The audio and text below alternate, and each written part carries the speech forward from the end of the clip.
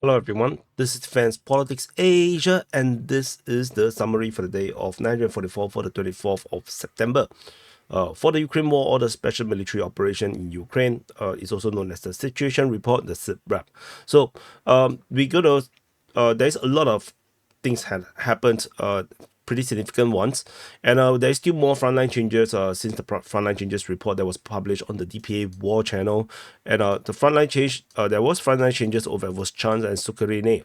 So at Vovchansk, there is a geolocation there's a video that came out showing the Russians airstrike this position, which the city looks extremely raised. It's totally flattened, and there's nothing really like the is worse than Mariupol. So anyway, which means that the Ukrainian forces basically have at least captured all of this area here, including this area, the aggregate plant that was recaptured.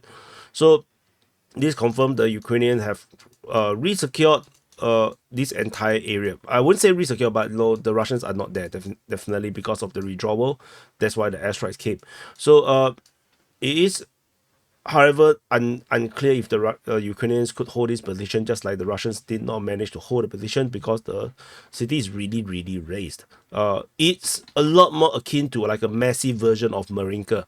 So anyway, this is a frontline change over the first chance, and then the next frontline change. The next frontline change is over in the Pokrov front. At the Pokrov front over at Sukarine, there is a geolocation of Russian forces over geolocated. This is a continuation, or probably I'm not sure if it's related, or like in the sense that is it a part of the same offensive? No, just a different video. Not sure.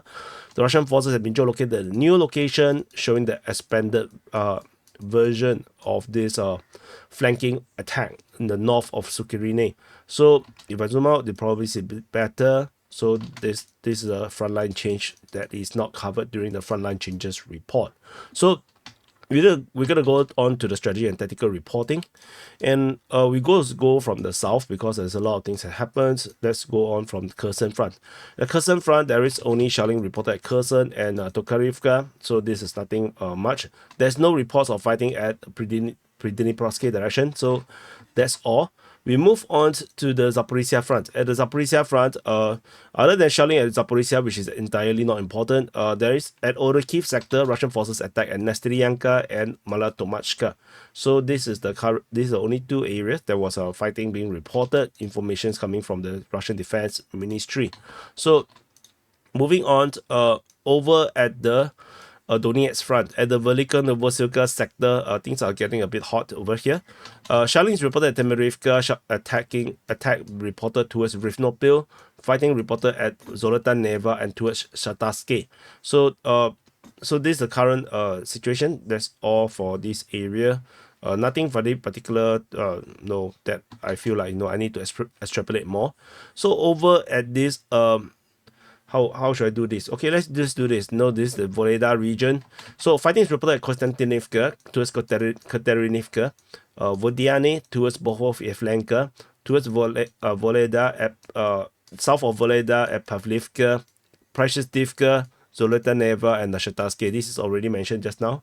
So you can see that this entire area is a massive offensive operation. This is by the, I think, let me see, did I have it? The Russian Defense Ministry did mention anything? Yeah, it's by the Vostok Group of Forces. So Vostok, I think, is south, right? No, Vostok is east, the Eastern Group of Forces. So anyway, this is a massive operation, and there is a lot of frontline changes, as mentioned in the frontline changes report, particularly over in the Precious-Divka region, securing the entire northern part of Precious-Divka, allowing the Ukrainians to attack towards Novo-Ukrainka. The Russians also secured the north of Pelivka, fully securing Pelivka or fully retaking the rest of Pelivka. And the Russians have started to storm into Voleda from the east, and Russians continue to secure Vodiane as they start to continue to push towards Bohov-Yevlenka. There's not much updates regarding Katerinivka and Konstantinivka, and so we will continue to monitor the situation. Let's zoom in a bit on the Voleda situation. So the Russians have lost the northern part of Belivka since they have captured initially, and now they are finally resecured and retaking the rest of Belivka all over again.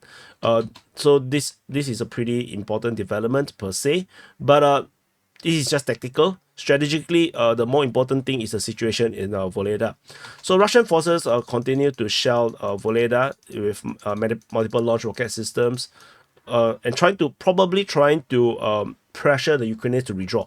I don't think it would actually kill the Ukrainian forces that is entrenched within Voleda, because they could hide inside the basement and or the air raid shelters, and it would not reach them.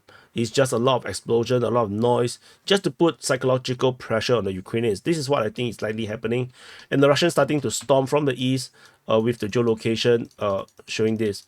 The extended rectangle is the Russian claim, but I think that's inaccurate, because that is a bit too bullish.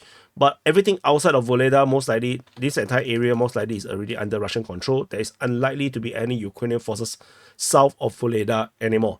I think all of them has already been withdrawn into Voleda, and they were probably already considering or already starting to withdraw from the city itself. This is just a pressure cooker right now. They're cooking Voleda. So as mentioned in the title yesterday. So there is always a looming threat, of course, of the Russian forces pincering them and cutting off their retreat route. So we will continue to monitor the current situation around here. The Vodyane situation is just the expansion of the control around the South Donbass coal mine 3. So it's just this expansion of the control or securing Vodyane further. It's a consolidation of the position. So that's all for this area of the Donetsk front.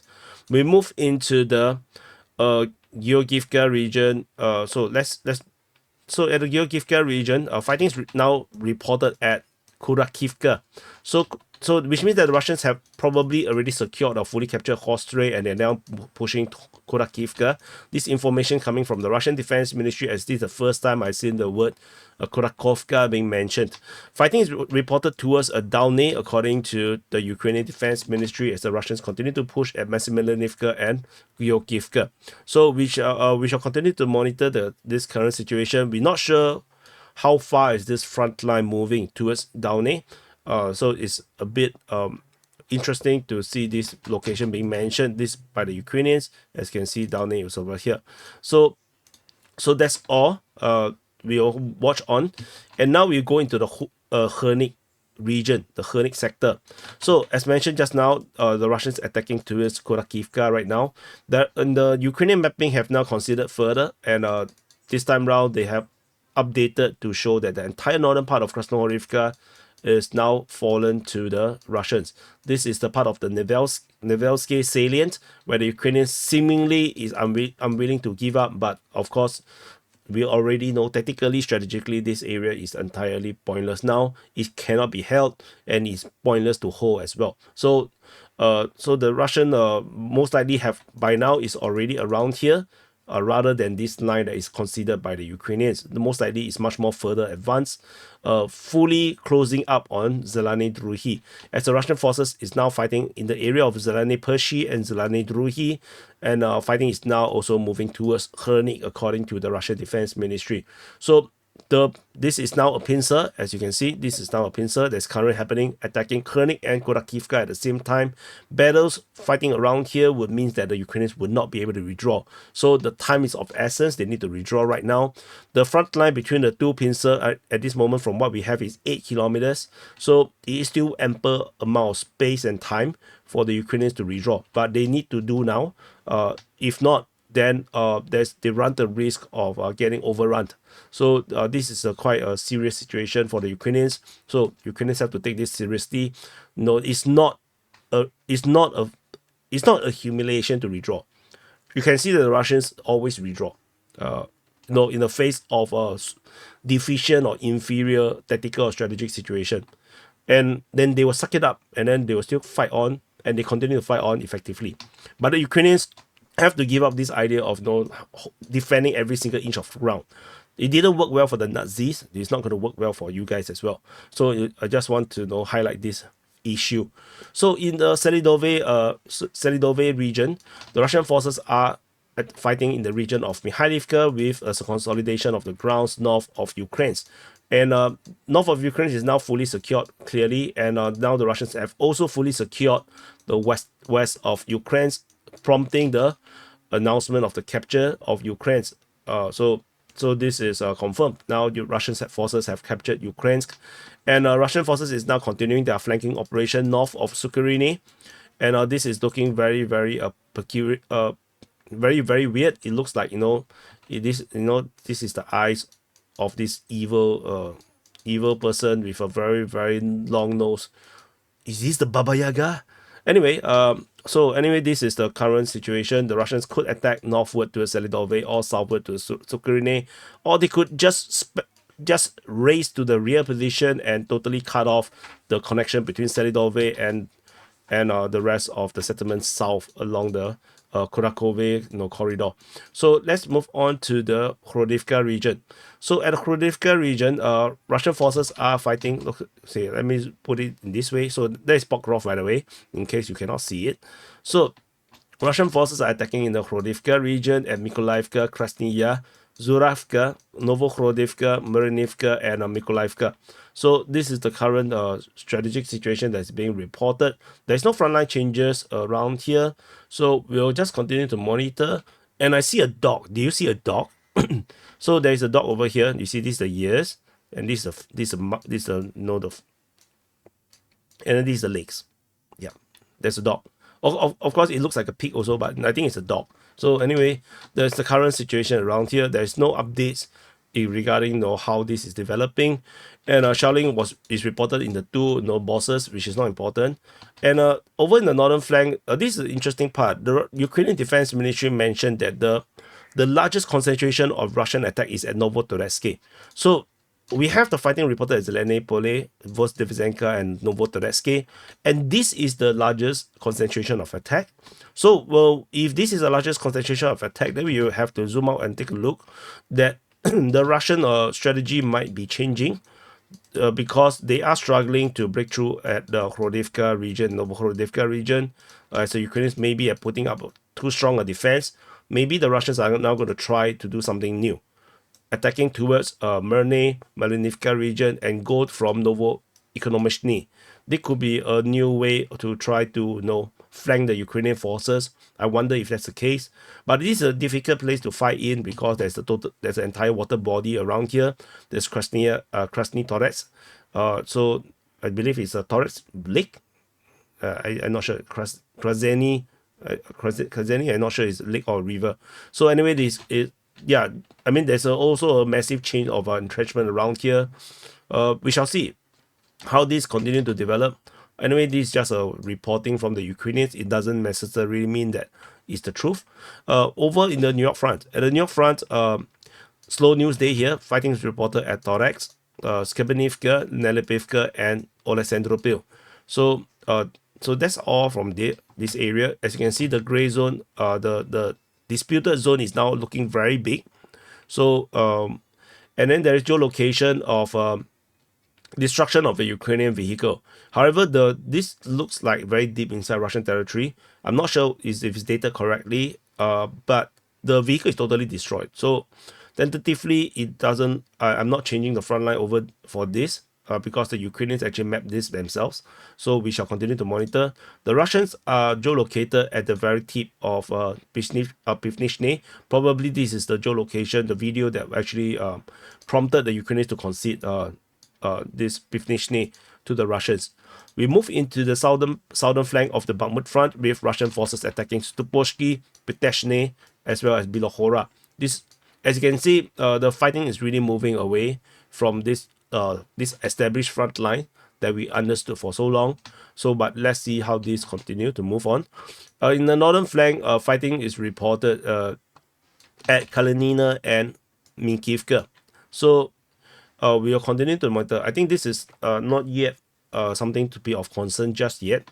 Minkivka is always the one that I find it, very intriguing because this is where that thing that could be tactical breakthroughs. But Let's continue to move on. Over in the Sivers front, at the Sivers front, Russian forces attacking at Vovchansk towards Sivers, as well as Bilohorivka. And this is a vindication of me mapping the other Bilohorivka as the one that's under attack, because in this report by the Ukrainian Defense Ministry, as you can see, in the Siversky direction, then they mentioned Bilohorivka. The other Bilohorivka is over here. And you can see this is the Liman direction and then Bilohorivka. So this is a vindication of the way how I map. So it's accurate that the previous attacks on Bilohorivka is referring to the Bilohorivka in the Crimea front or the Liman front. You know, for some other people, they may just report it that way. We still have the fighting reported near Sivers. We still do not have the updated front line. So yeah, we just have to continue to be patient.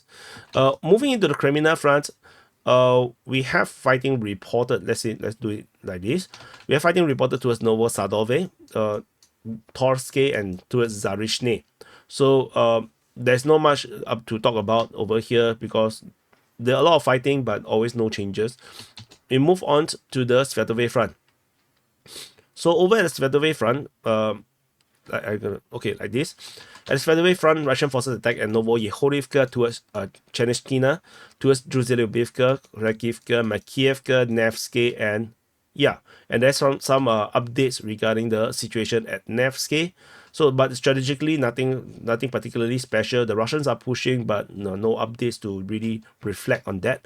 Over at the Nevsky region, there is geolocation and frontline updates in the center south of Nevsky, confirming Russian have secured one side of this river crossing, I guess. But there's a lot of river crossing around here, so it's not important, towards Novolyubivka. So this is the current update. There is no corroboration of the Russian claims that between Makievka and Nevsky is entirely under Russian control. So this continues to be a massive discrepancy because the Russians are very eager to say that they have taken all of this, but the Ukrainian mapping still shows this entire salient. So we will just wait for updates to see how this continue to develop. This, of course, I think the Russian claim is, as I mentioned previously, too ambitious. I don't think that's the reality. We move into the Pischane front. So at the Pischane front, the Russian forces are attacking Kolesnikivka, Kuliakivka, Pischane region, towards Lozova, Stemekivka, and Andrievka. So this is the mass concentration. The main focus, the main target is the crossing at Senkove, Kuliakivka. This is the main objective, and of course the Russians would want to close up and secure the entire region, consolidate the entire salient. Tentatively, this looks very, very ugly, and but the uglier it looks, the more difficult for the defenders as well. Actually, so let's see how this continue to progress. Over in the Kupiansk front, at the Kupiansk front, fighting is reported at Sinkivka, and for the first time in a long time, fighting reported at Zagoryukivka. So yesterday I did mention there is fighting reported here as well, but the name was a bit weird. But today the spelling is correct. So shelling is reported at Kupiansk, so not important. Shelling is not important at all. So that's all for this area of Kupiansk. And we move into the Kharkiv front. Kharkiv front, there's some major developments. So Russian forces attack Lipsy and Vovchansk, Kotori, this usual. But the main focus is now over in Vovchansk. So as mentioned in the frontline changes report earlier at the beginning of this video and also during the previous video, Ukrainian forces have basically counterattacked and retaken the entire south central part of Vovchansk. However, this of course attracted Russian airstrike. A very big bomb was actually thrown at them, a 1,500 kg bomb allegedly. Although the Ukrainian Defense Ministry and Russian Defense Ministry continue to report that the Russians are the one attacking. So and at this moment, this city here, this entire region here is entire flattened. There's no more economic value per se. It's just pure military. And it's a grinding zone. This previously I mentioned that this area here is just a kill zone. That the Russians have set a trap for the Ukrainians to step inside. And Ukrainians are probably trying to get some kind of victory somewhere because in terms of PR is now looking really bad, and they can't get much victories from the Kursk front, and the rest of the front line, particularly over in the Voleda region, is looking really bad. So maybe they are trying to do some offensive, capture some grounds. This is entirely easy, probably easy to capture, because the thing, I don't even think the Russians want to stay there. But we shall see how this goes. Uh, but yeah, it definitely works. Like, no, it was the first line in the Ukrainian mappings report. Like, the first time the map is updated, the Ukrainian liberated the territory of the aggregate plant in Vovchansk. This is the first sentence. So this is what I mean by PR. Generally speaking, this would have been nothing. This is a nothing burger. So, but you see, this is not I say that they are doing PR. No, they literally are doing, as you can see. So this entire one statement covers everything that is shitty in the rest of Ukraine. So, and I'm quite sure 100% the rest of the Ukrainian, pro-Ukrainian YouTube channels will be like having a field day talking about Vovchansk. Anyway, there's geolocation of Russian forces in Burovka, confirming or validating the Russian presence in this area here. So not important to me per se, because the front line is already drawn this way, but it does update Crimea Capri's mapping somehow. Over in the Kursk front. So we back in the Kursk front. So there's a few so the general strategy situation remains largely the same. There's no change per se, except for some shelling reports south of Khrushchev, actually north of Tekhino. That is a bit concerning. We'll talk about this now. Okay, let's talk about this now. So suddenly, I've mentioned south of Khrushchev, there's the shelling reports is getting very, very sparse. Suddenly, over the past 24 hours, the shelling reported north of Tekhino, which is over here, this Tekhino, is tremendous. The shelling reported at Shelikhine, this is the Volkivka, and then some other locations that let me not read through all the names, but you can see in this entire region, there is seemingly a mass gathering of Ukrainian forces suddenly appearing in this area, in this sector. I suspect if this is true, if my hypothesis is true, the Ukrainians may be going to start a new offensive into this area of north of the river. So you probably can't see the river so clearly. You can see there's a river. This is actually the Sim River. This is the Sim River. That is causing the Russians a lot of problems, creating the Grushkovo sector. The Ukrainians may be attacking north of the river in the flanking operation. The main reason is because, let me move the map to the Grushkovo area. So like this. So because the Ukrainians are struggling to break through this Grushkovo sector. The fighting at Medvedze and Veseloye, Novi Put, this area is just not working out. The latest we have is the fighting reported at Obukovka, but the Russians are fighting back at Medvedze and Novi Put. So the front line over here has stuck for a long time, and I mentioned in quite a number of times, the window of opportunity is over. The offensive has failed. Right, for the first 2 days, I did mention this is the case because the breakthrough is just too small. And if they cannot break it bigger, then it's going to have a problem. So maybe they are going to try a new thing to the rear position. So that's a possibility. So since I'm already at Grushkovo, let's talk about Grushkovo. Shelling is reported in the Grushkovo rear position at Vorozba, Bilopilia, Rishki, Pelivka, Kisla Dubnya, which is actually the first time we've seen this place like getting shelled, and over at Makievka. So, and one of the Pelivka one, there is actually a drone strike being geolocated. Ukrainians are attacking Obukovka. Russians are counter-attacking at Novi Put and Medvedze. So that's about it in the Grushkovo region. Very much is a stalemate. Over in the western flank, Russian forces are attacking Lyubimovka, Kostiluk, Darino, and Nikolaevo Darino. This is still the main offensive operation, the main counter-offensive operation.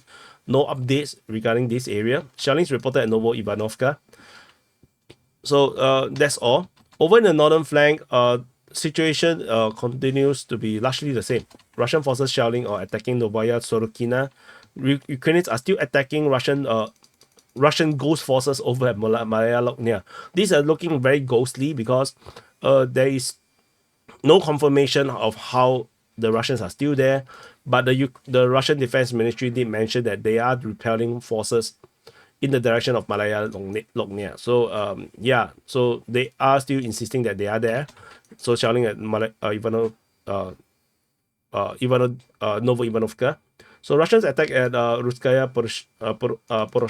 Poroshnoi, which is probably just shelling reports. So that's all from the northern flank. Very quiet. The entire reinforcement that came, I'm not sure what happened to them now. Over in the southeastern flank, so let's see, I can fit in everything. Yes, southeastern flank, the Russian forces are attacking Plekovo. This is the main counteroffensive direction. There's also fighting reported at Cherkasskaya Konopelka, probably shelling at also at Mihailovka. Shelling is reported at Martinovka, and Guevo, Krylovka, Makhnovka, Komovka, Kozachalochnia, Kubalkin, Yuzhny, Ivashkovy, and Pravda. So a lot of shelling. So I wonder if this intensity is quite high. I wonder if the Russians going to start something new in this area. So anyway, that's all. And some are very irrelevant shelling already. So anyway, that's it. So this is the situation report for the day of 944 for the 24th of September. So do press the like button, subscribe, and yeah, and I'll see you guys in the next update.